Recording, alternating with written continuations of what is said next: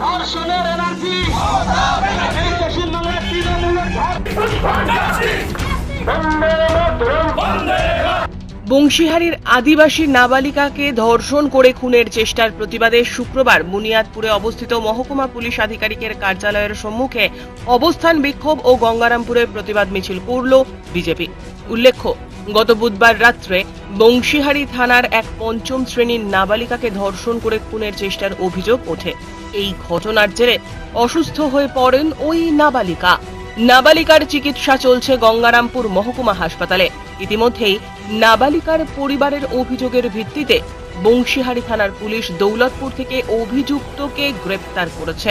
বৃহস্পতিবার মহকুমা আদালতে অভিযুক্তকে পেশ করা হলে বিচারক 7 দিনের পুলিশি হেফাজতের নির্দেশ দেন।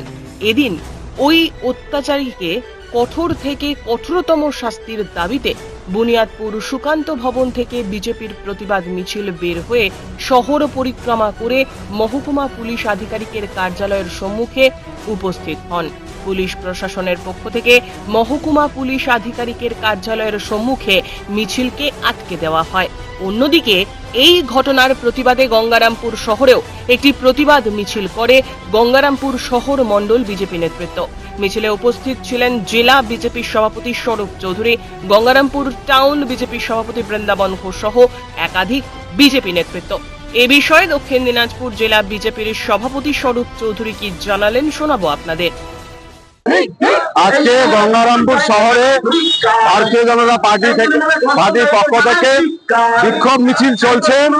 আপনারা ইতিমধ্যে জেনে গেছেন, গত পরশু রাতে তৃণমূল নেতা বংশীহারি ব্লকের ডাঙ্গরিয়া অঞ্চলে সে একজন আদিবাসী আর বাড়িতে ঢোকে, সেখানে আদিবাসী নাবালিকা আর মেয়ে, তার বয়স 13 বছর, তাকে রাতের অন্ধকারে ধর্ষণ করে এবং তাকে মেরে ফেলার জন্য গলায় দড়ি দিয়ে চাপ দিয়ে মেরে ফেলার চেষ্টা করে। আর এতে চিৎকার শুনে গ্রামবাসী বা এলাকার লোক যখন ছুটে এলে সেই তৃণমূল নেতা পালিয়ে যায় এবং এই যে ধর্ষণ করে তাকে যে খুন করার চেষ্টা হয়, তারই প্রতিবাদে আজকে গঙ্গারামপুরে প্রতিবাদ মিছিল চলছে। বুনিয়াদপুরেও আজকে হয়েছে। জেলার সর্বত্র তৃণমূল যেভাবে ধর্ষণকারী দলে পরিণত হয়েছে এবং তৃণমূল স্পোক পার্সন জেলার, তিনি বলছেন ধর্ষণ একটা সাধারণ ঘটনা, এটা হয়েই থাকে। তো এই রাজ্যে তৃণমূল সম্পূর্ণ ধর্ষণকারীদের পক্ষে। এরই প্রতিবাদে গঙ্গারামপুরে আজকে আদিবাসী তরুণী যে বিচারের দাবিতে আমরা বিক্ষোভ মিছিল করছি। বুনিয়াদপুর ও গঙ্গারামপুর থেকে বিশেষ প্রতিবেদন, নিউজ টুডে।